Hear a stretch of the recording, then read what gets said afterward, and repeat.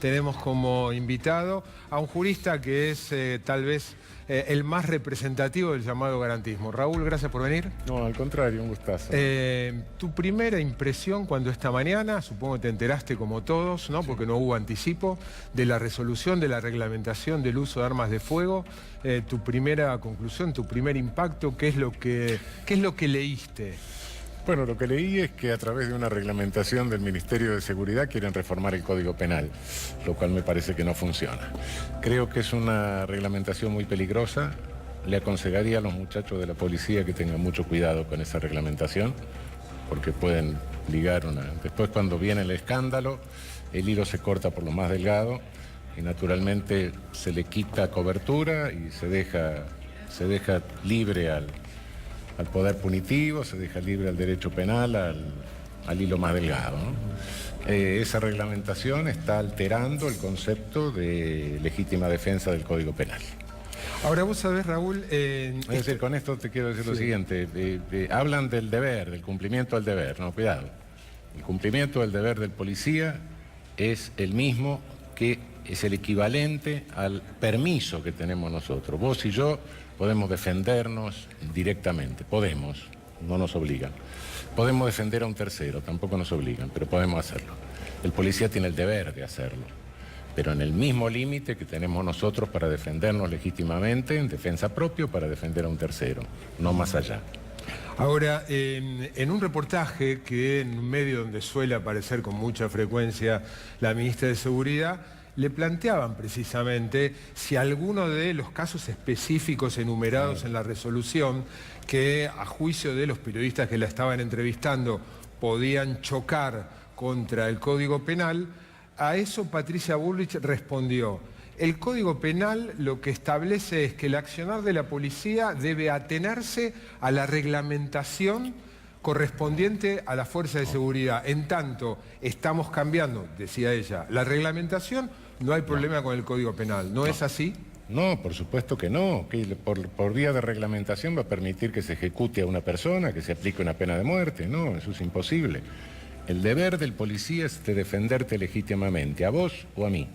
Lo que nosotros, que no somos policías, tenemos el permiso de hacer. Él tiene el deber de hacerlo. Y la legítima defensa requiere que haya una agresión ilegítima, en curso o inminente. Y si la agresión ha terminado, no es posible ya defenderse legítimamente. Yo ponía como ejemplo uno de los 5 o 6 que, con sentido común, sin conocimiento del derecho, suenan irrazonables y peligrosos. Dice, cuando integrase un grupo de 2 o más personas y otro miembro del grupo posea un arma o haya efectuado disparos o haya lesionado a terceras personas, puede hacer uso del arma de fuego. La legítima defensa tiene que ser contra el agresor, no puede ser contra otro. O sea, si somos 4 y... somos 4 y hay alguien agrediendo, sí, contra él sí. También lo del peligro inminente no es peligro inminente, es agresión inminente, cuidado. Así lo dice el Código Penal. Por supuesto que si alguien está sacando una 9 milímetros no voy a esperar que me dispare. No, claro, obvio, eso está claro, es inminente la agresión.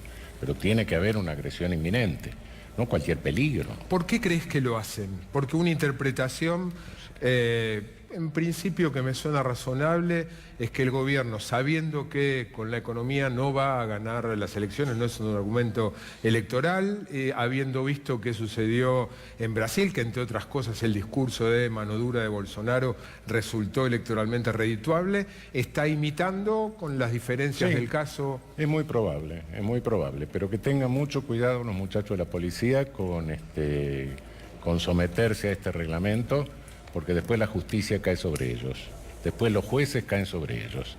Yo no sé si este reglamento en sí mismo, primero es una irresponsabilidad, es una violación del deber de cuidado por parte de la cadena de mandos de fuerzas de seguridad. La cadena de mandos tiene que tener mucho cuidado con lo que está haciendo. Y de este momento está incitando a las fuerzas de seguridad a violar la ley penal. O sea, tu primera advertencia es a los policías. A los policías, muchachos, tengan cuidado con esto. Lamentablemente nosotros, apegado en el poste, en la Corte 3-2, no tenemos sindicalización policial. Casi todas las policías europeas, salvo la Guardia Civil española, están sindicalizadas. Y como no tenemos sindicalización policial, pegó en la Corte en el poste, 3-2, está prohibida. Los policías son los trabajadores estatales que tienen menos derechos laborales reconocidos. No se les reconoce la sindicalización, no se les reconocen paritarias, no se les reconoce discutir horizontalmente las condiciones de trabajo.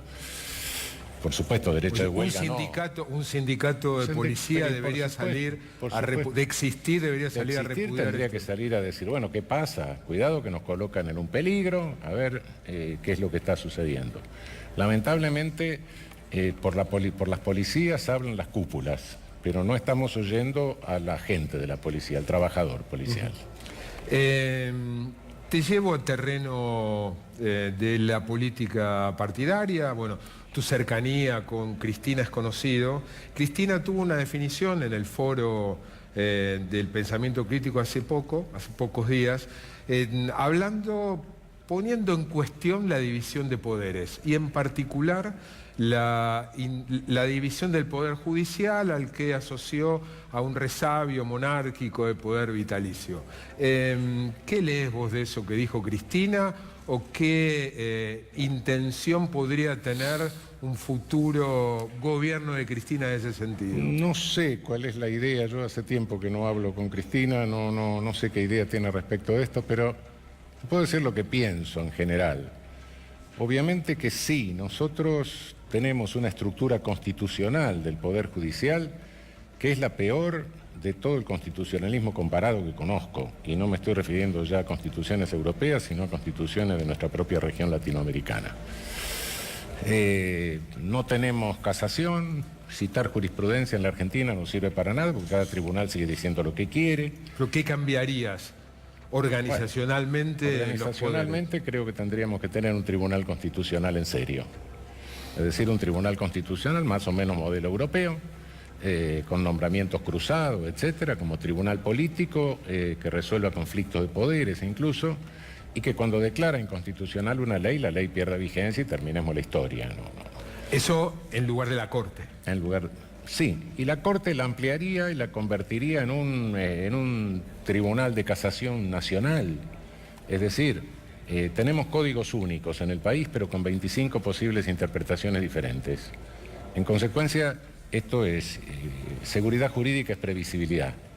Si vos no sabés cuál es la jurisprudencia, cuál es el criterio que tiene el tribunal, y bueno, puede resolver cualquier cosa. Y como no hay jurisprudencia obligatoria, no hay acá fórmula obligatoria, incluso la jurisprudencia de la Corte Suprema directamente no se aplica en el caso, pero no es obligatoria, no tenemos ni siquiera el stare decisis, el estar a lo decidido que tiene la Corte Suprema norteamericana. Entonces esto es un país que no tiene seguridad jurídica, no es previsible. A veces lo digo irónicamente, pero no tan irónicamente. Cuando se consulta a un abogado en la Argentina, lo más que te puede decir, voy a estudiar el caso y vamos a hacer el máximo esfuerzo, pero no te asegura resultado. ¿Por qué? Porque realmente no sabe lo que va a decidir el tribunal. Bueno, esa incapacidad de previsión, esa imprevisibilidad, eso es inseguridad jurídica. Raúl, vos sos muy crítico del accionar de la justicia en todo el capítulo de las causas contra los funcionarios del gobierno anterior. En el caso particular de por lo menos dos que tienen condena firme, ¿no? Vudú y Debido, ¿qué considerás que debería hacer un gobierno distinto en 2019 si llegara a ganar? Si considerás que debería hacer algo en esos casos. Dadas las características con que se han condenado, dada la forma en que se ha manipulado un sector de la justicia federal, creo que habría que hacer una ley de revisión extraordinaria. ¿Qué es eso? Y que se pueda revisar la sentencia. ¿Y esa es decisión del Poder Ejecutivo? No, del es poder, una ley directamente. Del Congreso. Una ley del Congreso, sí. Que establezca una revisión extraordinaria en todos estos casos debido a la posible parcialidad de la justicia. ¿Para vos es posible parcialidad o en esos dos casos crees que... Yo creo que hay parcialidad, pero bueno... En esos dos casos también. Sí. ¿Hay antecedentes de esas revisiones? Bueno, hay antecedentes de amnistías, que han terminado con amnistías, todas estas cosas. A medida que la justicia se va convirtiendo en persecución política, directamente vas deslegitimando las decisiones en sentencias. Y finalmente, bueno, en los casos anteriores que hemos visto, Sí, terminaron, la persecución política termina en amnistía, desgraciadamente. Por eso que yo siempre he defendido respecto de los acusados de genocidio que nunca hiciéramos una legislación extraordinaria, que se le aplicara el Código Ordinario, que se le aplicara el Código Procesal Ordinario, que se aplicara el Código Penal Ordinario y que se observaran todas las garantías. Por último, como jurista, además viajás permanentemente por el mundo y tenés visión internacional, y sos un hombre de la política. ¿Cuál es tu mirada sobre lo que está pasando en términos jurídicos de derechos humanos en Venezuela? Bueno, creo que hay problemas serios, no conozco exactamente, no he vuelto a Venezuela, hace mucho tiempo, hace años que no vengo a Venezuela, que no voy a Venezuela, no conozco la situación interna. Lo que sí te puedo decir que en toda la región estamos viviendo una grave situación de deterioro de derechos humanos. Esto además no lo digo yo y lo dice muchísima gente y diría que no solo en toda la región, sino en el mundo. Hace 4 meses tuvimos la presencia de Guterres, del secretario general de Naciones Unidas en Costa Rica, y en el discurso Guterres dijo: estamos en un momento regresivo de derechos humanos en el mundo. Momento regresivo en el mundo, derechos humanos. Regresivos. No me extraña que suceda en Venezuela, sucede en muchos otros países. Tenemos ejecuciones sin proceso en cantidades industriales. Tenemos algunas tendencias de ejecuciones sin proceso en algunos países, el gatillo fácil que le llaman acá, con marcada tendencia racista. Esos son hechos que sí estamos viviendo en la región, lamentablemente. Raúl, gracias por venir. No, por favor, un gustazo.